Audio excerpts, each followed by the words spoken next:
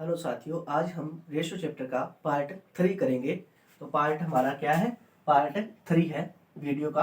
आपने यदि ये 2 वीडियो नहीं देखी हो तो आप हमारी 2 वीडियो देख सकते हैं। पार्ट 3 का हमारा फर्स्ट क्वेश्चन हमें क्या दिया गया है? हमें ए और बी का आई का अनुपात दिया गया है। ए और बी की जो इनकम है उसका रेशो दिया गया है। इनकम का रेशो हमें 3:1 दिया गया है। वह उनके ए व बी के खर्च का रेशो हमें, जो खर्च है उसका रेशो हमें दिया गया है 8:1 दिया गया है। 8:1 दिया गया है। और हम इनकी जो बचत है, इनकी सेविंग जो है वो 5,000 रुपए की है। इनकी बचत जो है 5,000 रुपए की है। और हमें पूछा गया है ए व बी की आय पूछी गई है। तो इस तरह के क्वेश्चन हम कैसे करेंगे? तो हमें दिया गया है उसी को अब देखेंगे। तो हमारा 3:1 दिया गया है और 8:1 दिया गया है। इस तरह साथियों हम इसे क्या करेंगे? तो हम इसका डिफरेंस बराबर करेंगे। तो 8 - 1 करेंगे तो ये 7 से मल्टीप्लाई हो जाएगा। इस तरफ 3 - 1 करेंगे तो ये 2 से मल्टीप्लाई होगा। तो हमारा नया रेशो क्या बनेगा? हमारा नया रेशो जो बनेगा 21 और रेशो 7 बनेगा। वह दूसरा हमारा 16:2 बनेगा। तो इन दोनों का डिफरेंस अब कितना हो गया? इन दोनों का डिफरेंस अब 5 हो गया है। और जो हमारा ये 5 दिया गया है, ये जो 5 डिफरेंस है वो हमारा 5,000 के बराबर है। जो 5 है वो हमारा 5,000 के बराबर है। तो हमसे पूछा दोनों की आय पूछी गई है। तो हमारा एक किसके? 1,000 के बराबर होगा। 1,000 के बराबर है हमारा यदि, तो हमारा 21 की वैल्यू कितनी? 21,000 हो जाएगी। वह दूसरे की वैल्यू हमारी 7,000 होगी। इसी तरह साथियों दूसरे की आय हमारी कितनी होगी? 7,000 होगी। तो साथियों हम क्वेश्चन नंबर 2 करेंगे। क्वेश्चन नंबर 2 में हमें क्या दिया गया है?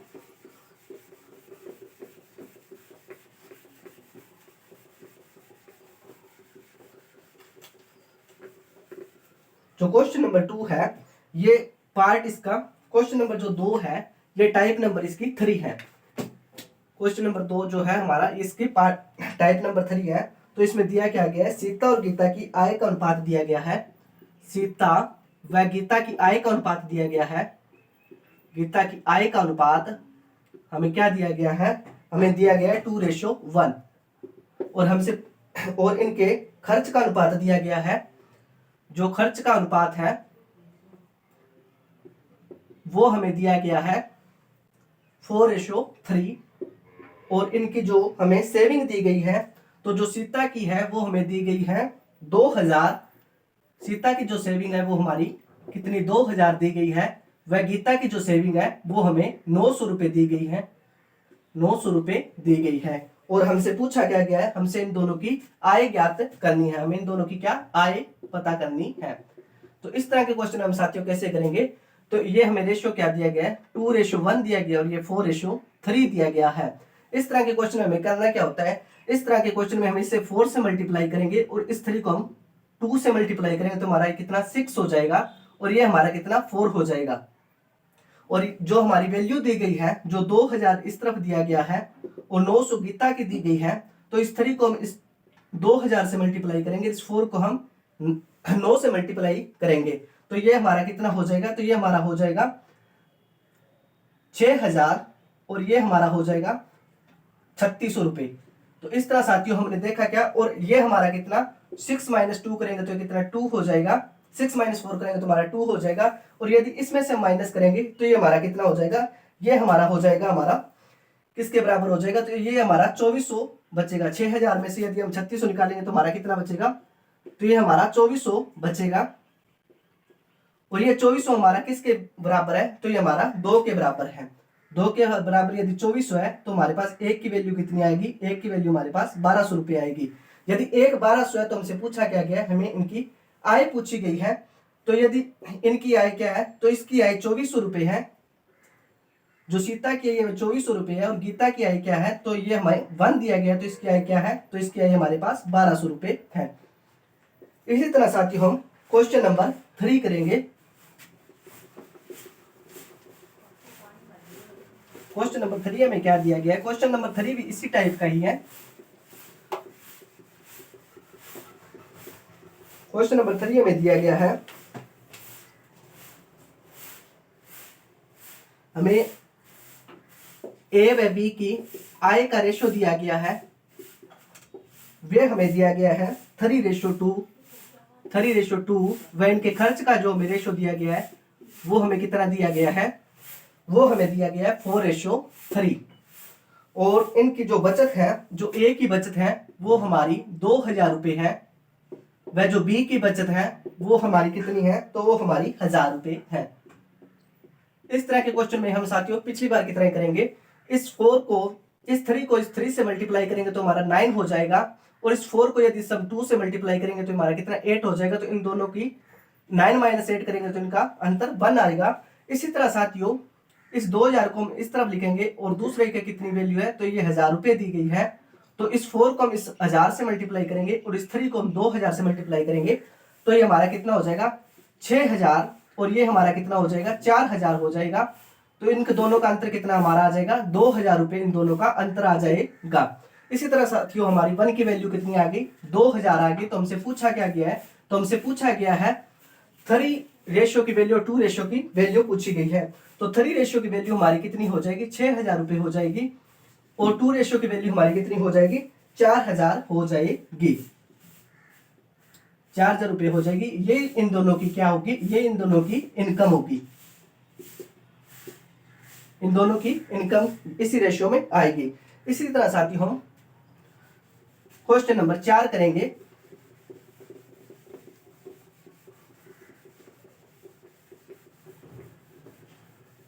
क्वेश्चन नंबर 4 में हमें क्या दिया गया है, ए और बी की आय का रेशियो दिया गया है।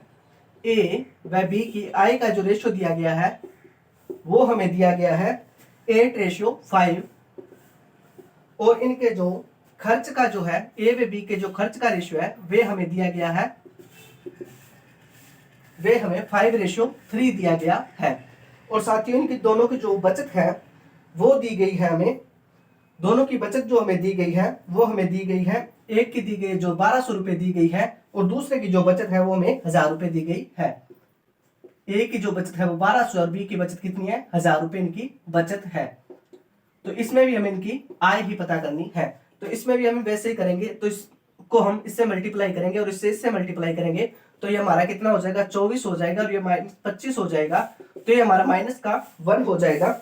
और इसी तरह साथियों यदि हम इसे नीचे की तरफ मल्टीप्लाई करेंगे तो ये 1200 है, और इससे हम 1000 है, इसका 1000 है, तो इसे हम इससे मल्टीप्लाई करेंगे, इससे मल्टीप्लाई करेंगे तो हमारा कितना 36 होगा, और ये हमारा कितना 5000 हो जाएगा। जब हम इन दोनों का निकालेंगे तो हमारा कितना हो जाएगा 1400 रुपये होगा।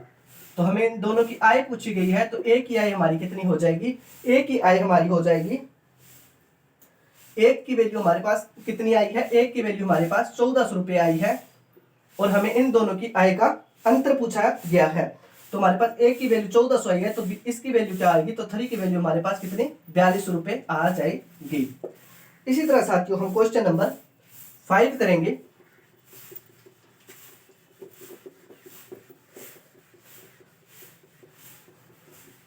क्वेश्चन नंबर 5 में क्या दिया गया है, क्वेश्चन नंबर 5 में दिया गया है हमारे पास एक रस्सी दी गई है, हमें एक रस्सी दी गई, एक रस्सी को 2 भागों में बांटा गया है, 2 भागों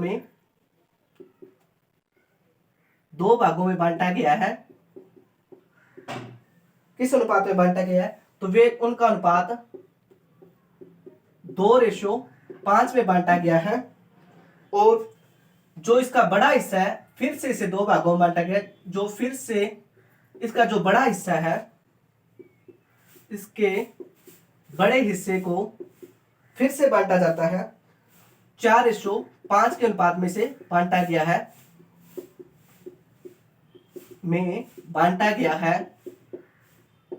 तो हमें पूछा क्या गया है, हमसे पूछा गया है तीनों भागों के बीच का अनुपात पूछा गया है। जो हमारे रस्सी के 3 टुकड़े हुए हैं इनके बीच का, तीनों भागों के बीच का अनुपात हमसे पूछा गया है कि बीच का अनुपात क्या होगा, अनुपात क्या होगा। तो साथियों में दिया क्या गया है 2:5 दिया गया है, और हमारा नया रेशो जो इसे बांटने के बाद कितना आया है, तो 4:5 आया है। तो इस तरह देखते हैं तो ये टोटल हमारा कितना 7 होता है, और इसका यदि हम टोटल देखें तो 9 होगा। हमें इन दोनों का एलसीएम लेना होगा, इन दोनों का एलसीएम कितना हो जाएगा 63 हो जाएगा। इस तरह हमारी टोटल रस्सी कितनी 63 की हो जाएगी। तो इसे हम अब 3 भागों में बांटेंगे। तो हमारी 63 है, तो 63 तो टोटल हमारी कितनी है 63 है और 7 और इसे 2 से मल्टीप्लाई करें तो हमारा कितना 9 पे जाएगा। तो ये कितना 18 आएगा। एक हिस्सा हमारा 18 आएगा। दूसरे हिस्से को हम 2 भागों में बांटेंगे। तो दूसरे हिस्से को यदि हम 2 भागों में बांटेंगे तो दूसरा हिस्सा हमारा कितना आएगा। तो दूसरा हिस्सा यदि हम 63 को 2 भागों में बांटेंगे तो हमारा कितना आ जाएगा। 63 को हम 2 भागों में बांटेंगे तो हमारा टोटल 9 है और इसका 4 हिस्सा तो हमारा कितना 28 होगा। और तीसरा हिस्सा इसी तरह हमारा कितना आ जाएगा। इसका तीसरा हिस्सा हमारे पास कितना आ जाएगा। इसका हमारा दूसरा हिस्सा जो है हमें आएगा 63 डिवाइड बाई यदि हम 7 करेंगे और यदि हम इसका हिस्सा निकालेंगे तो हमारा कितना हो जाएगा 5 पे जाएगा। तो हमारा कितना हो जाएगा ये 9 पर जाएगा तो ये हमारा 45 हो जाएगा। इस 45 को आगे 2 हिस्सों में बांटा गया है। इस 45 को 2 हिस्सों में बांटा गया 4:5 में। तो हमें पता है टोटल हमारा कितना है 9 है।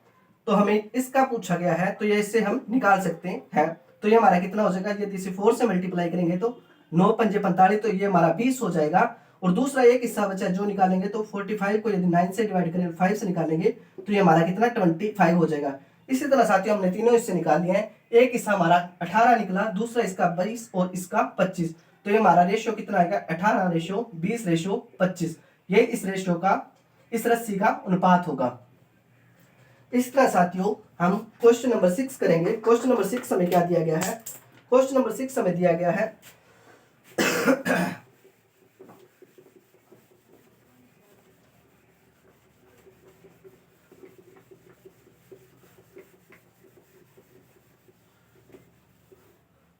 क्वेश्चन नंबर 6 हमें दिया गया है चांदी व सोने का अनुपात दिया गया है। चांदी व सोने की मात्रा दी गई है। चांदी व सोने की जो टोटल मात्रा दी गई है, सोने जो मिश्र धातु है वो टोटल हमारे पास कितना है। टोटल मिश्र धातु हमारे पास 800 ग्राम दिया गया है। वह इसके अंदर जो चांदी व सोने की मात्रा है, चांदी व सोने का जो रेशियो है वो हमें दिया गया है 5:3 दिया गया है। और हमसे पूछा गया है इसके अंदर कुछ और सोना मिलाने के ऊपर इसका जो नया रेशियो है, जो सोने व चांदी का जो नया रेशियो है वो हमारा 5:4 हो जाता है। चांदी व सोने का नया रेशियो क्या हो जाता है 5:4 हो जाता है। इसमें हमने मिलाया क्या है, तो इसमें अंदर हमने सोना मिलाया है। तो हमें पता क्या करना है, तो इसमें पता करना है कि हमने कितनी मात्रा में सोना मिलाया है। सोना कितना मिलाया है। तो इस क्वेश्चन में हम देखेंगे कि 5:3 दिया गया है और ये 5:4 दिया गया है। तो इस तरह के क्वेश्चन में हम कैसे करेंगे, तो इस तरह के क्वेश्चन में हमें मात्रा सोने की पूछी गई है। तो सोने को हमने कितना मिलाया है, तो 1 मिलाया है। इन दोनों का गैप कितना 1 आया है और चांदी एज इट इज पड़ी है। तो हमारी टोटल मात्रा कितनी है 800 ग्राम है और ये हमारा कितना है 8 यदि 800 ग्राम के बराबर है तो 1 हमारा कितना 100 ग्राम के बराबर होगा। और ये हमारा डिफरेंस है सोने का। तो हमने सोना कितना मिलाया है, तो हमने सोना कितना 100 ग्राम सोना इसमें अंदर और ऐड किया है। इस तरह साथियों हम क्वेश्चन नंबर 7 देखेंगे।